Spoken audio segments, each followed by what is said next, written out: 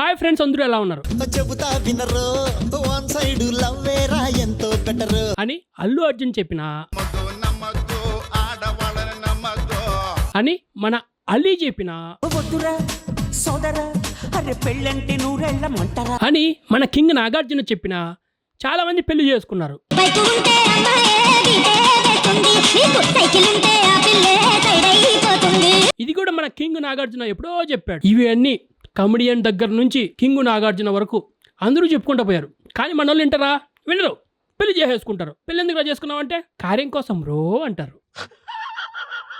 పెళ్లి చేసుకున్నారు, ఓకే, దానికి pre wedding shoot, post wedding shoot అని ఒక రేంజ్ లో ఫోటో షూట్ చేస్తారు. ఆ ఫోటో షూట్ చేసిన వాడు మనకి ఆల్బమ్ ఇంటికి పంపించే లోపు విడాకులు చేసుకుంటారు. దేనికి రా?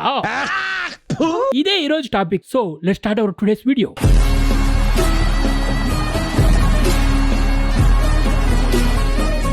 ఈరోజు టాపిక్ కి ఇంపార్టెంట్ పర్సన్ అయినటువంటి హార్దిక్ పాండ్యా గురించి మాట్లాడితే, అతను చిన్నప్పుడు వాళ్ళ ఫాదర్ బిజినెస్ లో లాస్ అవడం వల్ల దాని తర్వాత అతను చాలా కష్టాలు పడి క్రికెట్ కోచింగ్ లో కూడా చాలా కష్టాలు పడి మ్యాగీలు తిని ఎంతో కష్టపడి తను ముంబై ఇండియన్స్ కి సెలెక్ట్ అయ్యి 10 లక్షల రూపాయలు ఫస్ట్ పేమెంట్, ఆ 10 లక్షల రూపాయలతో వాళ్ళ అప్పులన్నీ తీర్చేసుకుని మనోడు ఇప్పుడు ఒక సంవత్సరానికి ఐపీఎల్ కాంట్రాక్ట్ 15 కోట్లకు ఎదిగేశాడు అనమాట. ఇంకా అటు సైడ్ అమ్మాయి గురించి మాట్లాడితే బొక్క పెద్దగా ఏమీ లేదు, పెద్ద మాట్లాడిన కూడా బొక్కే, time waste. Hardik Pandya relationship గురించి మాట్లాడితే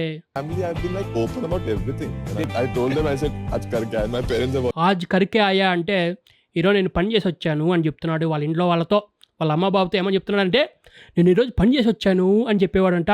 అంత క్లోజ్గా ఉంటుందన్నమాట ఆ ఫ్యామిలీ. అంత మంచి సాంప్రదాయాలు కలిగిన ఫ్యామిలీ అది. 2 बार रिलेशनशिप में थे. 5 साल में 4 साल ब्रेकअप हुआ, 2 बार रिलेशन में और मिलते रहते थे. पता नहीं क्या है सर, समझ ही नहीं आता हमको. సో వీళ్ళు గత 4 సంవత్సరాల్లో 2 సార్లు బ్రేకప్ అయిపోయి మళ్ళీ ప్యాచప్ అయిపోయి ఇప్పుడు ఎటువంటి రిలేషన్షిప్లో ఉన్నారో తెలియలేనంత అద్భుతమైన రిలేషన్షిప్లో ఉన్నారు. వీళ్ళది కూడా చాలా మంచి సాంప్రదాయం కలిగిన ఫ్యామిలీ. సో మన హార్దిక్ పాండ్యా ఫ్యామిలీ కత్తి అయితే వీళ్ళది అమ్మోర్ కత్తి అనమాట. ఆ రేంజ్ సాంప్రదాయాలు కలిగిన ఫ్యామిలీస్ ఇవి రెండు. వీళ్ళిద్దరూ ప్రేమించారు. సో 2 మంచి సాంప్రదాయాలు కలిగిన ఫ్యామిలీస్ ఒకటయ్యాయి అన్నమాట. మన హార్దిక్ పాండ్యాకి ఈ అమ్మాయికి సెట్ అయిపోయింది. దీన్నే మనం మేడ్ ఫర్ ఈచ్ అదర్ అంటాం అనమాట. మేడ్ ఫర్ ఈచ్ అదర్ అంటే ఇలా ఉండాలి, చాలా అన్యోన్యమైన జంట. వీళ్ళ పెళ్లి గురించి మాట్లాడితే అది ఇంకో వింత. అది ఎలా జరిగిందంటే, ఈ అమ్మాయి ఫస్ట్ ప్రెగ్నెంట్ అయిపోయిందని చెప్పి సోషల్ మీడియాలో ఒక రేంజ్లో పాపులారిటీ వచ్చేసింది. హార్దిక్ పాండ్యా నేను తండ్రిని కాబోతున్నాను అని చెప్పి స్టేట్మెంట్ చేశాడు. అరే నీకు పెళ్లి కాలేదు కదరా అని చెప్పి చాలామంది కామెంట్లు పెడితే, తర్వాత మాకు ఆల్రెడీ పెళ్ళి అయిపోయింది, మాకు ఎంగేజ్మెంట్ అయిపోయింది అని చెప్పి ఫొటోస్ రిలీజ్ చేశారు. ఏదో వాళ్ళ తండాల వాళ్ళు పడ్డారులే, కానీ మన వాళ్ళకి ప్రెగ్నెంట్ అయిన తర్వాత పెళ్ళయిందనమాట.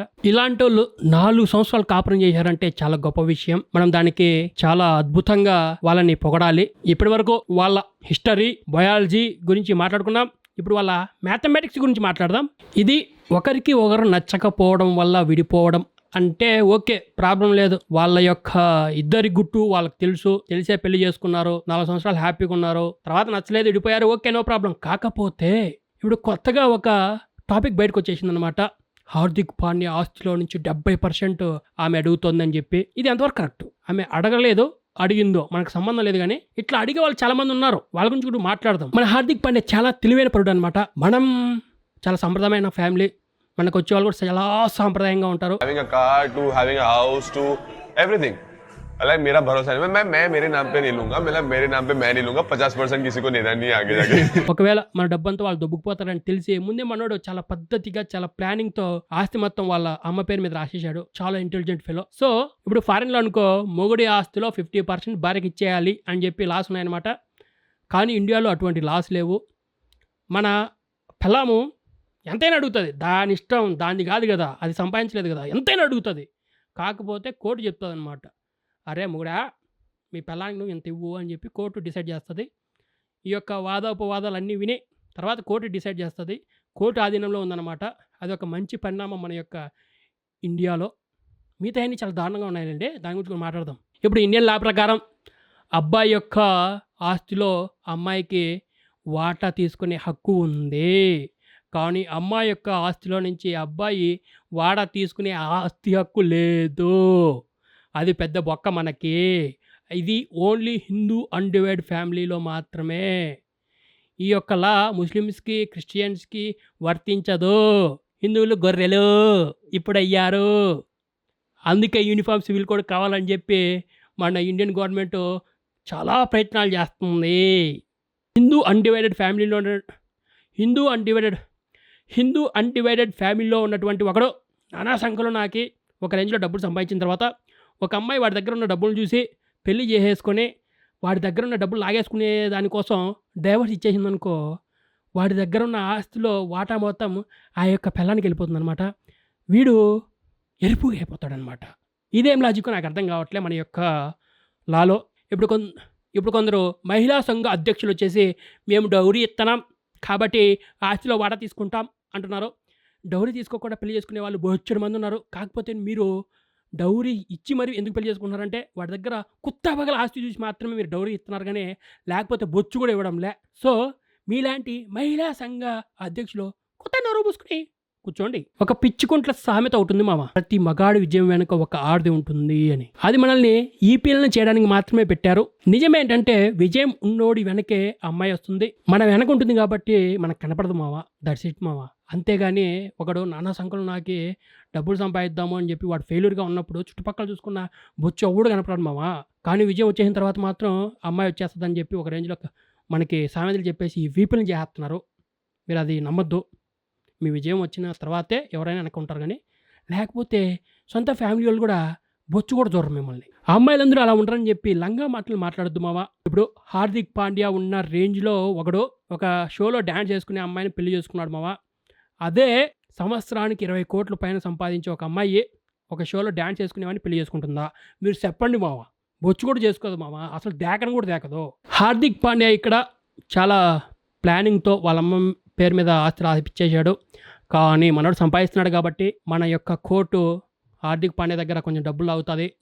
అది మినిమం లాగినా కూడా కోట్లలో ఉంటుంది.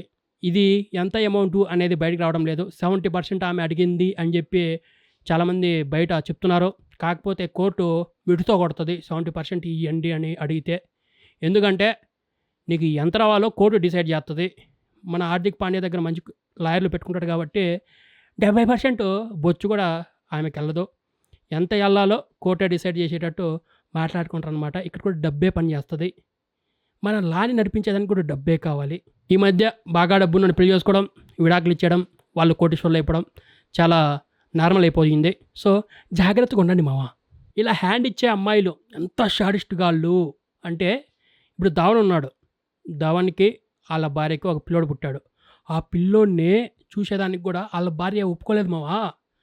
నాకు చూపించడం కుదరదు, నేను ఆస్ట్రేలియాలో ఉంటాను, ప్రతిసారి ఇలా పంపించడం అవ్వదు అని చెప్పి ఆ పాప కోర్టులో కేసు వేసింది మావా. ధవన్కి పుట్టినోడే కన్న తండ్రిని చూపించడానికి కూడా ఆ పాపకి ఇష్టం లేదనమాట. కానీ డబ్బులు మాత్రం బాగా దింగుతారు మావా.